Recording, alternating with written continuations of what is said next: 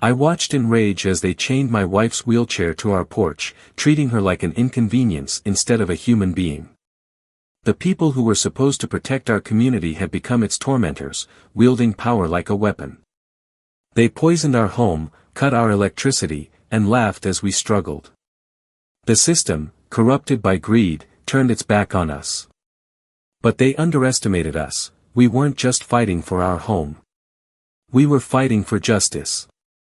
The first time I rolled Sarah's wheelchair over the threshold of our new home, I felt something I hadn't in years: relief. Pinecrest Gardens was supposed to be our fresh start. A single-story house with wide doorways, an accessible kitchen, and a spacious backyard where Sarah could sit under the sun without struggling over steps and thresholds. After years of fighting multiple sclerosis, she deserved that much. I had poured everything into finding this place, into making sure it was perfect for us. As I unloaded the last box from the moving truck, I heard the rhythmic clack of high heels on pavement. A woman in a bright red blazer strode toward our porch, a polished smile plastered across her face. She didn't look like the "welcome to the neighborhood" type. "Alex Taylor?" she asked, extending a hand with nails so sharp they could cut glass. "I'm Deborah Morgan, president of the Pinecrest Gardens Homeowners Association." She handed me a thick folder. "Let's go over the rules." I frowned. Rules? No one had mentioned an HOA when we bought the house.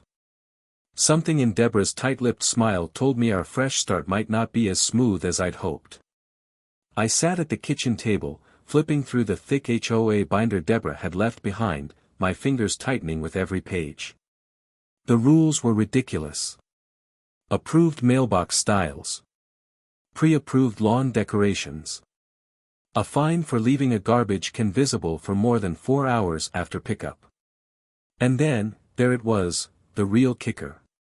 All exterior modifications must be approved by the HOA's architectural committee, with violations subject to daily fines. My jaw clenched.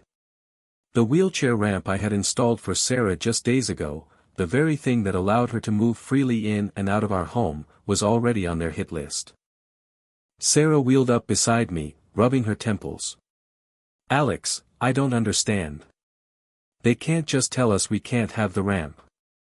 It's not a decoration, it's a necessity." "I know," I said, flipping to the next page. "Monthly HOA fee, $350, mandatory for all residents." My frustration boiled over. They can't make us pay for this. The HOA didn't even exist when we bought this house. Sarah placed a hand on mine, trying to calm me, but I could see the worry in her eyes. "Maybe it's just a mistake," she suggested, ever the optimist. "Maybe if we talk to them." I shook my head, tossing the binder onto the table. "This isn't a mistake, Sarah. This is a racket. They're targeting us." And then, as if on cue, a bright yellow notice fluttered against our front door. I stormed outside, ripped it down, and read the words that made my blood run hot: "Violation notice, unapproved exterior modification. Daily fines begin in 48 hours. I turned, fists clenched, scanning the street. Deborah stood at the corner, arms crossed, watching. A slow, satisfied smile curled at her lips before she turned and strolled away. My hands shook. This wasn't just about rules. This was about power. About control. And if she thought I was going to roll over and let her dictate how my wife could live in her own home, she was about to learn that she'd picked a fight with the wrong man. The next morning, I woke up to the distant hum of an engine outside. I rubbed the sleep from my eyes, pulled on a hoodie, and stepped onto the porch. A white pickup truck idled at the curb, 2 men in matching polo shirts stepping out with clipboards in hand. My gut twisted. HOA enforcement. I took a deep breath and walked toward them. "Can I help you?" The taller of the two barely looked up from his clipboard.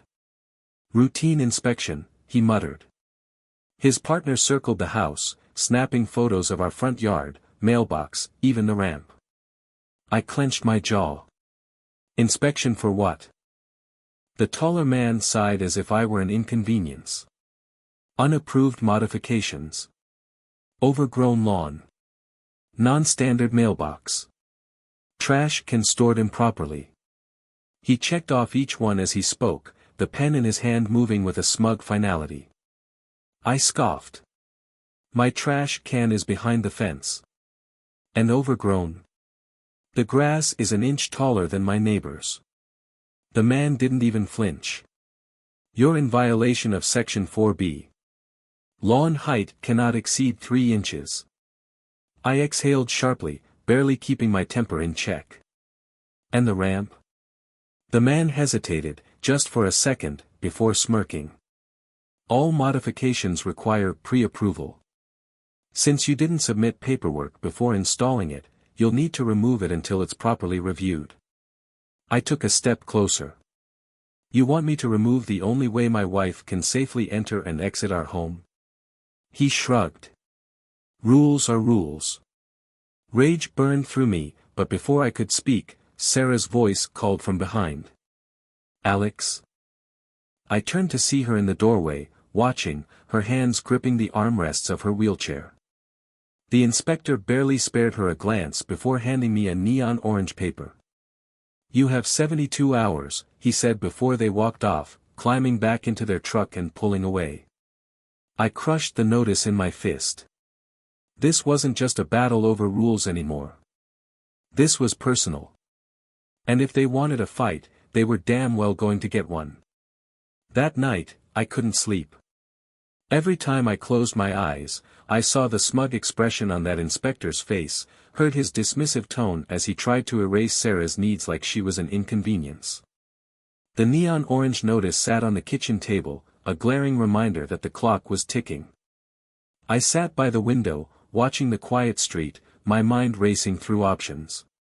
I needed to fight back, but how? If the HOA had the power to issue fines, threaten us, and force people out, then I had to find a way to take that power away from them. But where did I even start? At exactly 2:17 a.m., headlights swept across the front yard. My breath hitched. A dark SUV slowed in front of our house, pausing just long enough for the driver to snap a picture before rolling away. My fists clenched. They were watching us. I checked the security footage on my phone, rewinding through the last hour. A second car had driven by 30 minutes earlier. Were they checking to see if I had removed the ramp? Or was this something more? I wasn't about to wait and find out. The next morning, I drove to City Hall, heart pounding as I walked into the records office. I'd spent the whole drive replaying my last conversation with Sarah.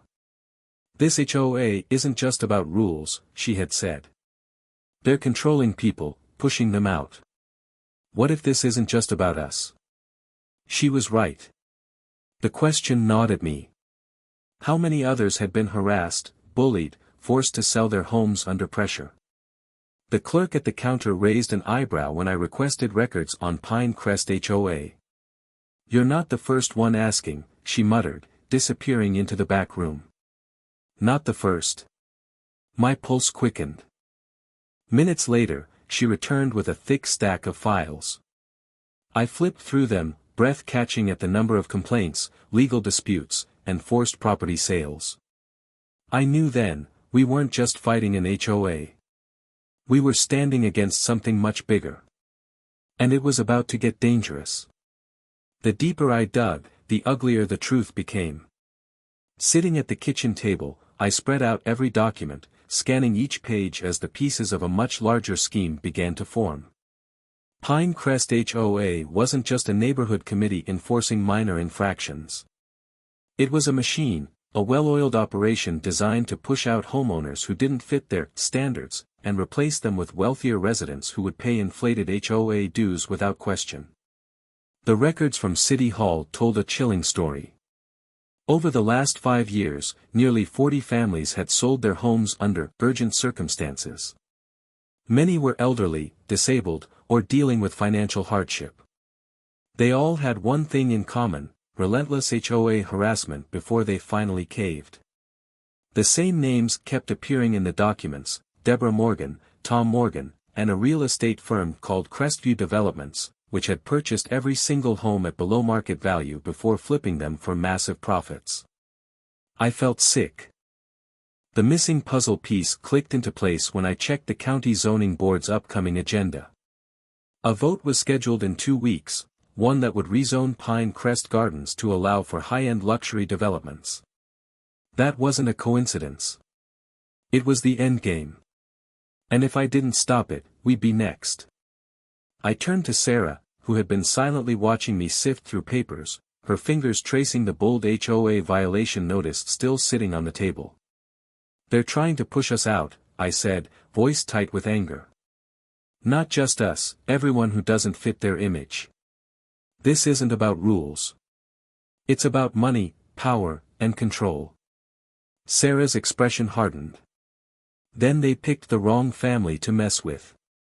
She was right. We weren't leaving. I reached for my phone.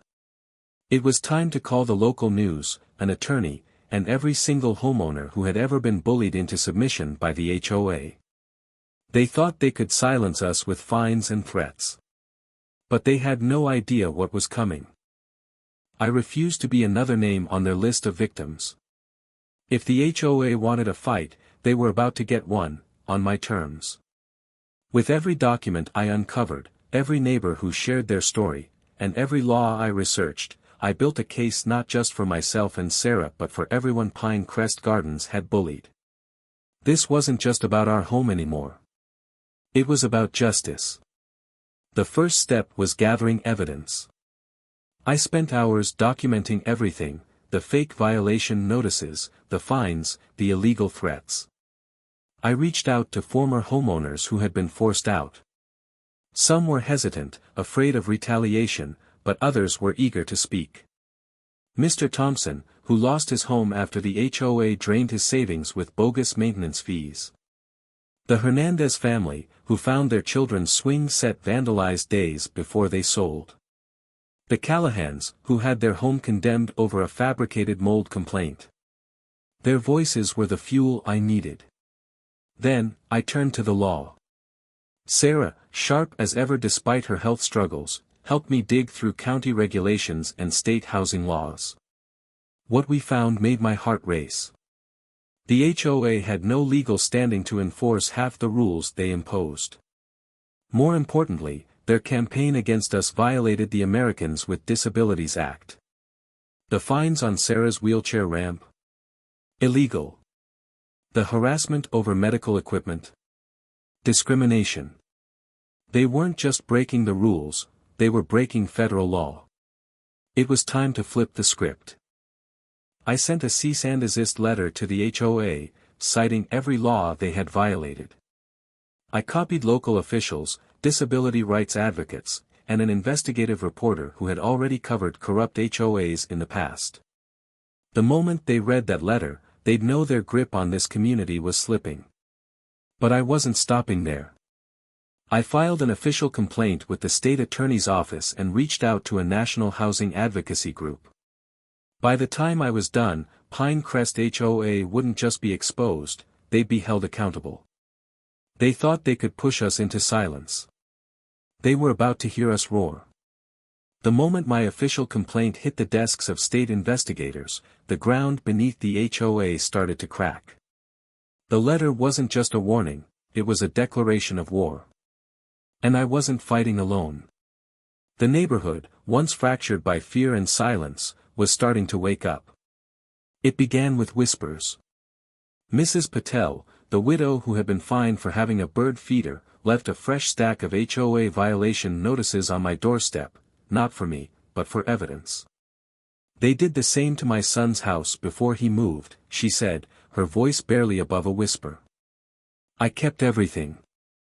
Mr. Abernathy, the retired veteran down the block, approached me while I watered what remained of my garden. "They fined me for parking my truck too close to my driveway," he muttered. "It's my damn driveway." More and more people started coming forward, slipping documents into my mailbox, sending emails, sharing their stories in hushed tones. But fear still held its grip. They'll find a way to ruin us, Raj warned. Deborah's got connections everywhere, police, city officials, even the judge. I clenched my fists, staring at the growing pile of evidence on my kitchen table. They ruled by intimidation, but intimidation only worked on people who felt powerless. We weren't powerless anymore.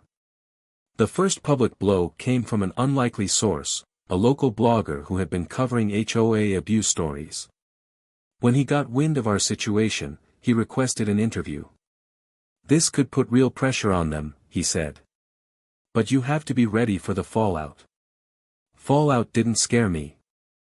The article dropped 2 days later, disabled woman's wheelchair chained to porch by HOA in ruthless harassment scheme.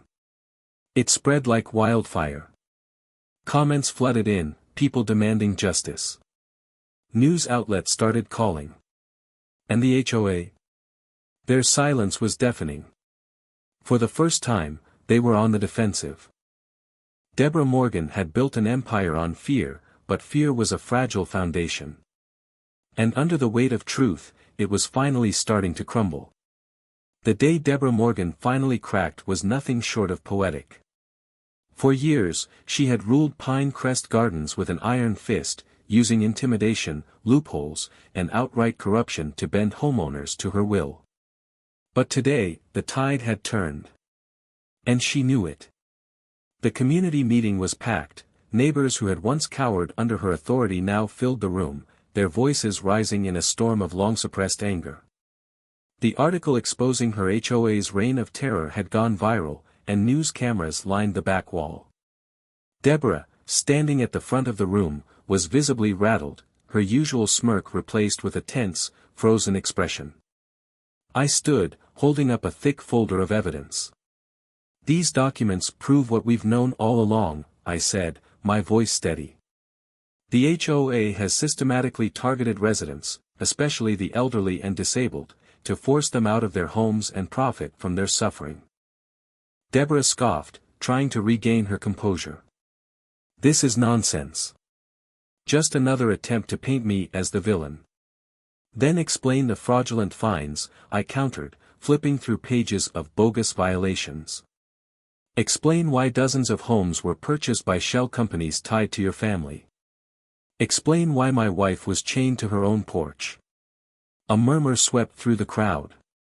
Then, Mrs. Patel, the widow Deborah had driven to the brink, stood up.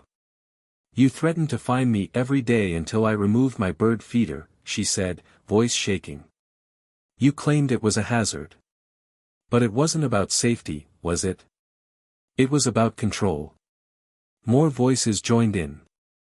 The Garcias. The Washingtons. The Abernethys. One by one, the people she had bullied came forward. And then, the final blow. A woman in a navy blue blazer stepped forward, flashing a badge. Mrs. Morgan, I'm with the state attorney's office, she announced. We have some questions about financial misconduct within your HOA. The color drained from Deborah's face. For once, she had no power here. The very system she had abused was now closing in on her. Justice had arrived, and it had never tasted so sweet. The fallout from Deborah Morgan's downfall spread like wildfire, unraveling secrets buried deep within Pinecrest Gardens. For the first time in years, the Homeowners Association was powerless, its leadership crumbling under the weight of lawsuits, media scrutiny, and state investigations. But the real victory wasn't just in Deborah's downfall, it was in what came next. In the days following the explosive HOA meeting, official auditors stormed the Pinecrest Gardens HOA offices, seizing financial records, computers, and emails. The truth was even worse than we had imagined. Deborah and her inner circle had embezzled hundreds of thousands of dollars, funneling HOA fees into personal bank accounts, luxury vacations, and political bribes. The properties they had forced homeowners to sell at dirt-cheap prices, flipped at double their value through fraudulent shell corporations linked directly to Deborah's husband's real estate firm. Then came the arrests. One by one, board members were led away in handcuffs, their smug expressions wiped clean. Deborah, still insisting on her innocence, shouted threats as officers shoved her into the back of a squad car. "You'll regret this," she screamed, eyes darting toward me and Sarah. "This neighborhood needs people like me." I almost laughed. "This neighborhood needs community," I corrected. "And we're taking it back." With the HOA effectively dismantled, something amazing started happening. Neighbors who had barely spoken to each other before suddenly found common ground.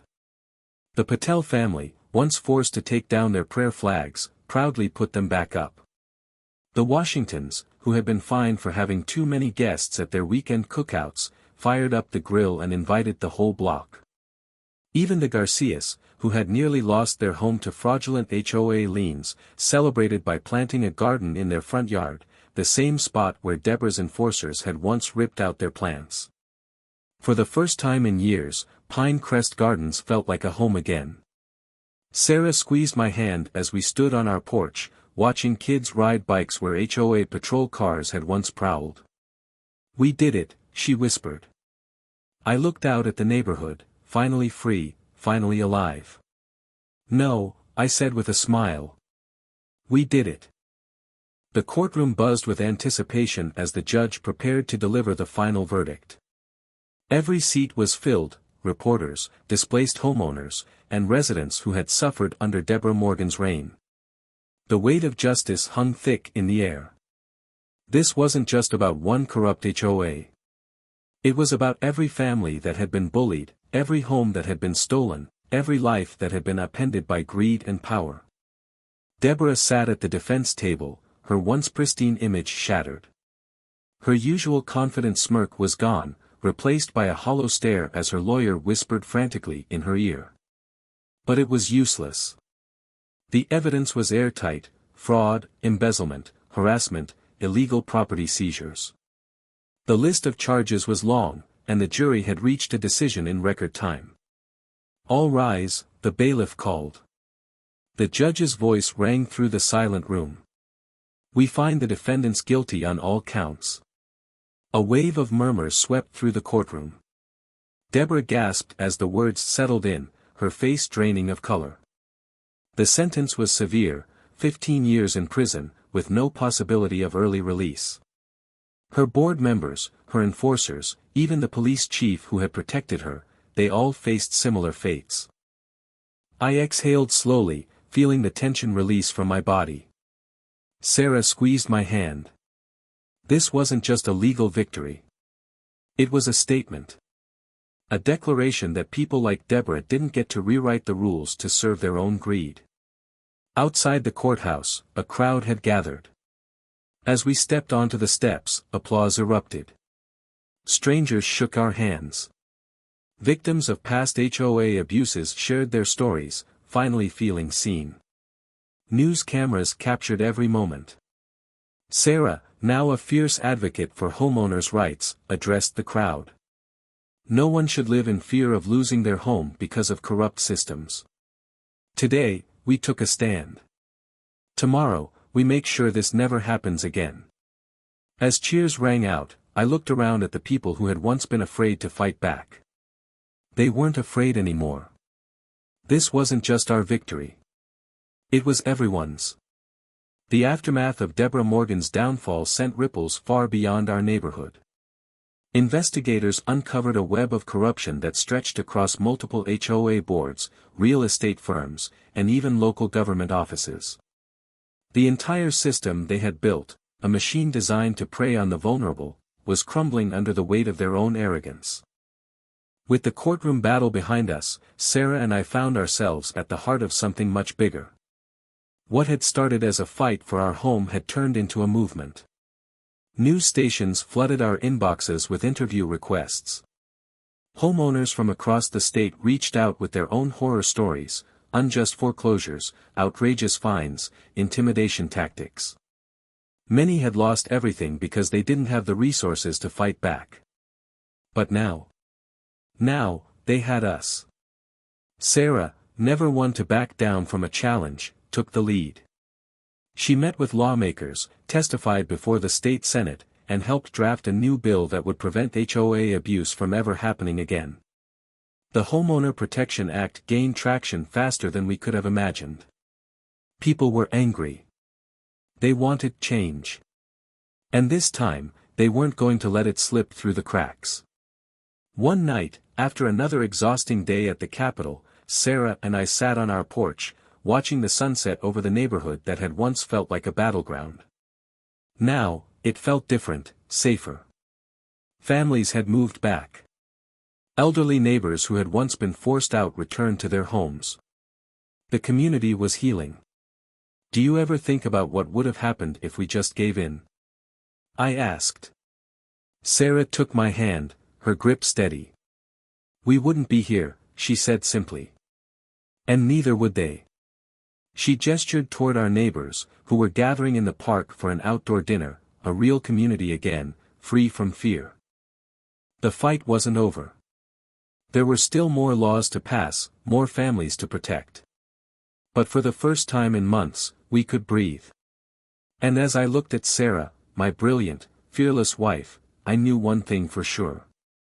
We hadn't just taken our home back. We'd taken everything back. The sun dipped below the rooftops of Pine Crest Gardens, casting a golden glow over a neighborhood that had once been ruled by fear. But tonight was different. Tonight, laughter echoed through the streets instead of whispered anxieties. The park, once an empty, lifeless space where neighbors barely made eye contact, was now alive with celebration. Families set up picnic tables, children ran freely, and elderly residents, many of whom had been forced to the brink of leaving, now sat together, swapping stories over plates of home-cooked meals. At the center of it all was Sarah, surrounded by people who had once felt powerless but had now reclaimed their homes and dignity. Neighbors who had once been afraid to defy the HOA now proudly displayed flowers, vegetable gardens, and decorations the board had once banned. The Homeowner Protection Act had officially passed, ensuring that no corrupt HOA could ever prey on another community again. And thanks to Sarah's tireless efforts, disabled homeowners across the state now had new legal protections that no board or developer could ignore. As I watched my wife smile, real, genuine, unshackled, I felt something settle in my chest. A deep, unwavering sense of triumph. We had done it. All of us. Tom Morgan had lost his badge. Deborah Morgan and her board members had traded their tailored suits for orange jumpsuits. The properties they had stolen were being investigated for fraudulent sales, and restitution funds were being set up for their victims. But more than all that, we had taken back something priceless, our community. I raised my glass and called out, to neighbors who fight back. A chorus of voices responded, to freedom. And for the first time in a long, long time, Pine Crest Gardens felt like home.